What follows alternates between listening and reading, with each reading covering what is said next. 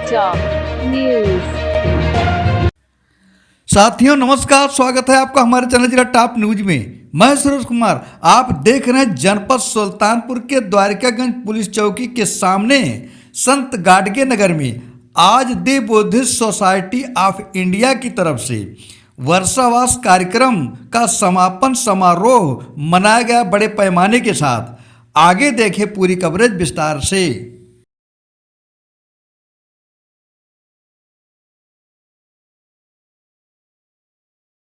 Hello hello match hello hello एकदम स्वागतम स्वागतम स्वागतम आपका स्वागतम हमें कैनेडी मिल गई आपको हमें कैनेडी मिल गई सस्ते दिल की गली खिल गई सस्ते दिल की गली खिल गई स्वागतम स्वागतम स्वागतम आपका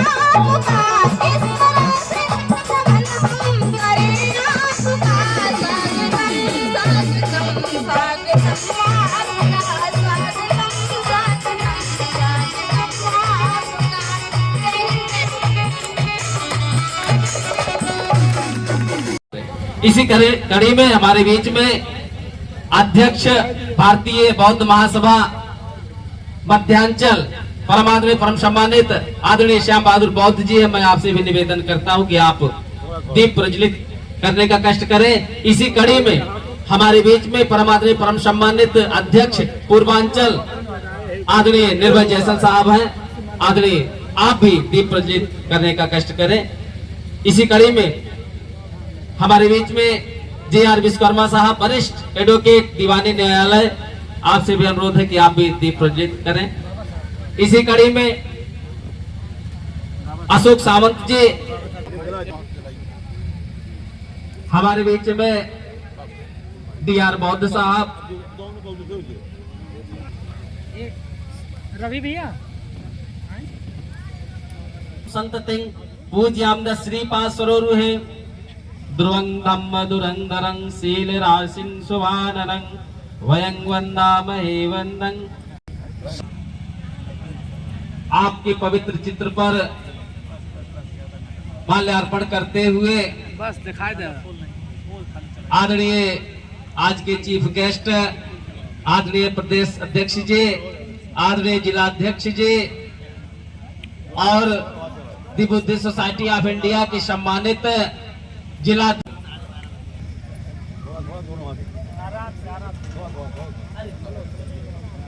तो जो भी उपस्थित है आ सके आए। सभी धम्मधारिणी उपासिका हमारी नमो संघं नमो बुद्धं नमो धम्मं नमो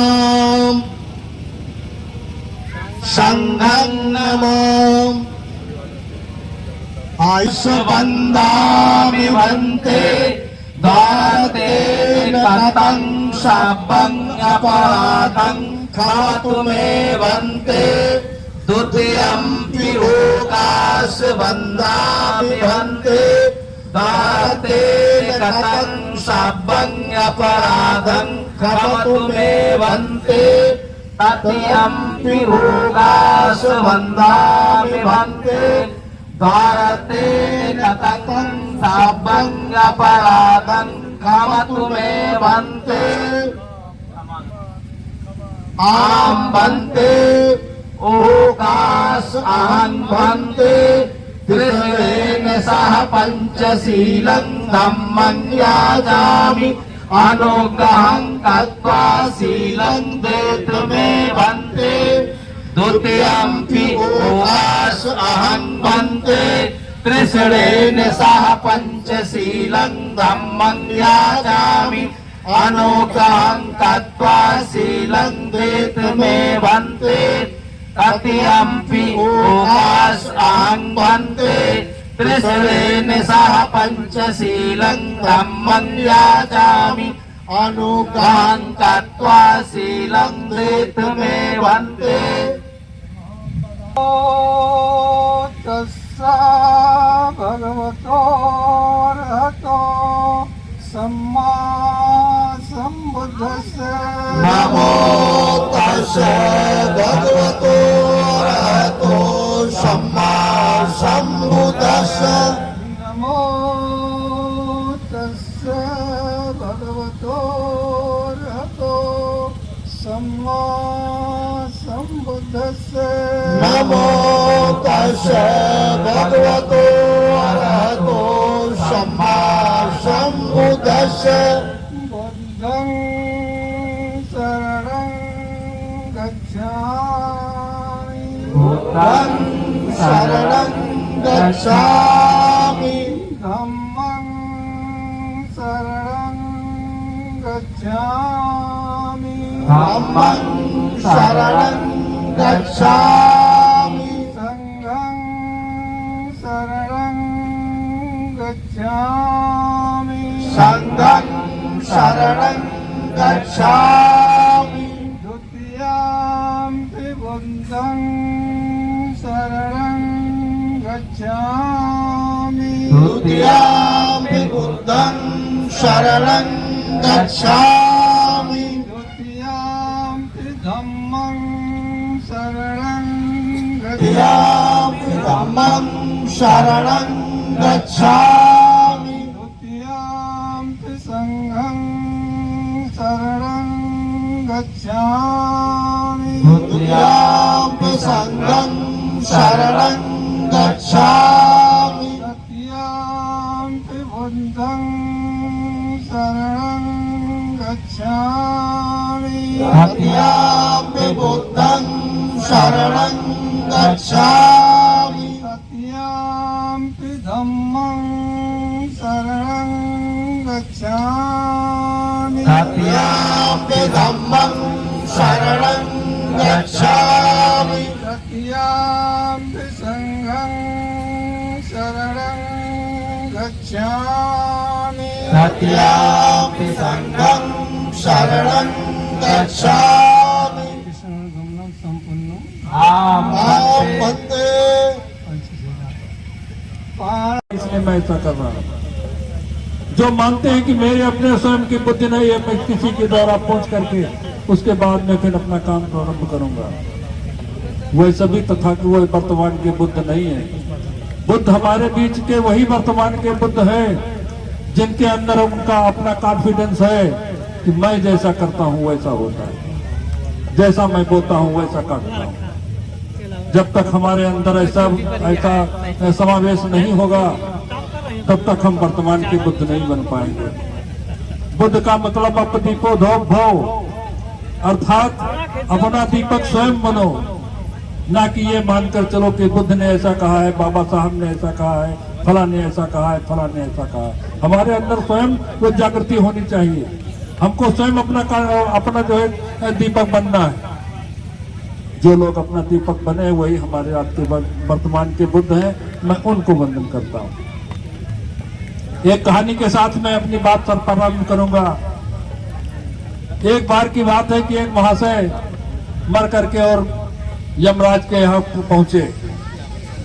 यमराज ने उनसे कहा कि आप स्वर्ग में जाना पसंद करते हैं या नरक में जाना पसंद करेंगे। महाशय ने कहा कि पहले मुझे वो दिखा दीजिए कि नरक में क्या है और स्वर्ग में क्या है।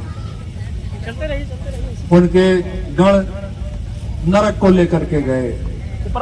वहां पर देखा कि तरह तरह के भोजन रखे हुए, सब कुछ वातावरण बहुत ही सुंदर वातावरण है, लेकिन वहां के लोग मरे हुए हैं, वहां के लोग भूखे हैं, वहां के लोग भूख से मर रहे हैं, वहां के लोग बहुत ज्यादा परेशान हो रहे हैं। लेकिन और वो दुबले पतले, एकदम दुबले पतले। फिर वो स्वर्ग को गए। स्वर्ग में देखा जैसी स्थिति नरक में है वैसी ही स्थिति वहां पर भी है। तरह तरह के वहां पर भोजन विद्यमान है, तरह तरह के वातावरण है, और जो भी खुशनुमा वातावरण है वहां के लोग हंस रहे हैं, आपस में खेल रहे हैं, आपस में मिलजुल रहे हैं और वो तंदुरुस्त हैं। वजह सिर्फ ये है, अंतर सिर्फ ये है कि उनके हाथों में एक एक हाथ के चम्मच बंधे हुए हैं। उसी चम्मच से उनको भोजन लेना है। वही स्थिति नरक में है, वही स्वर्ग में। नरक वाले जो व्यक्ति हैं वो क्या करते हैं कि वो चम्मच से निकाल करके स्वयं खुद खाने की कोशिश करते हैं, लेकिन वो मुंह तक नहीं पहुंचता। इसीलिए वो परेशान है, व्याकुल है, दुबले हैं, हर प्रकार से कमजोर हैं। लेकिन स्वर्ग में जो वही देखते हैं वही स्थिति वही है, तो एक भरता है भोजन को दूसरे को खिला देता है, दूसरा भरता है तो दूसरे को खिला देता है। इस प्रकार से उन लोगों में आपस में कोऑपरेशन है, आपस में उनके मेल जोल है। और यही स्वर्ग और नरक का फर्क है।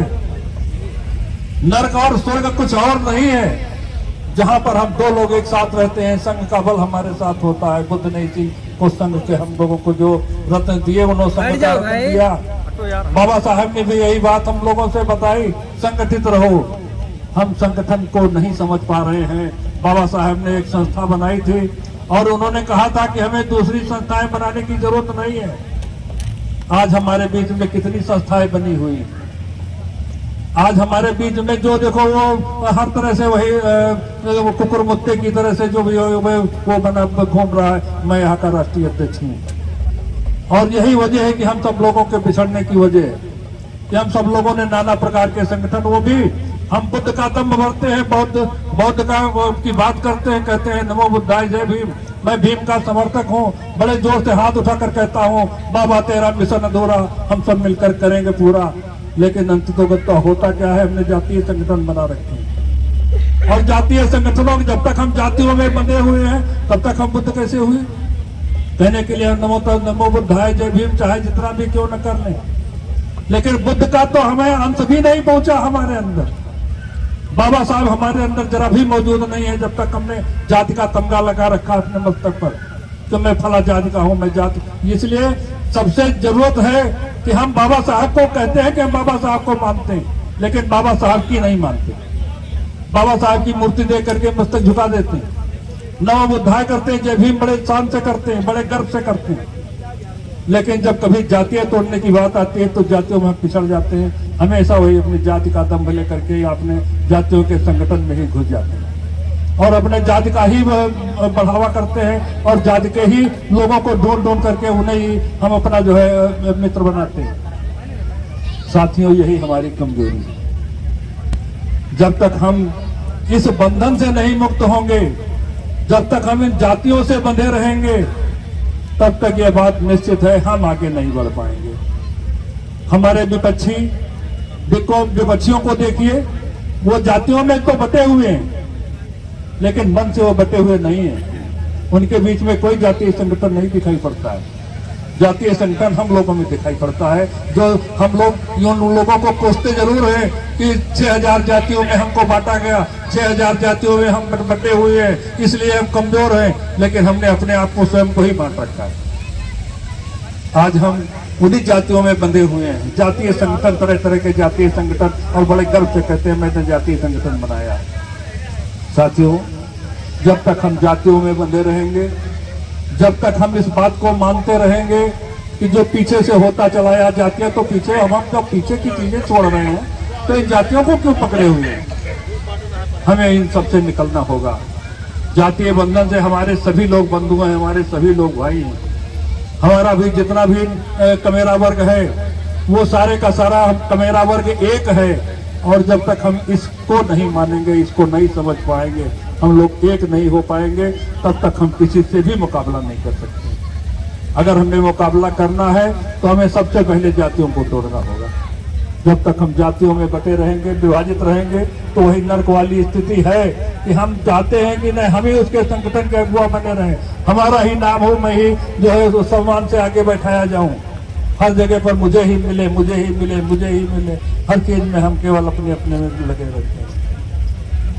अपना अहंकार तो अपना छोड़ो, जब तक हम अपना अहंकार नहीं छोड़ेंगे, तब तक हम कभी भी संगठित नहीं हो पाएंगे। संगठन की पहली जरूरत है कि हम लोग अपना अहंकार छोड़ें। मैं जानता हूँ समय बहुत कम है, बहुत ज्यादा नहीं है, इसलिए बहुत कुछ न कहते हुए अपनी बात को मैं यहीं विराम दूंगा। सबका मंगल हो, सबका मंगल हो, सबका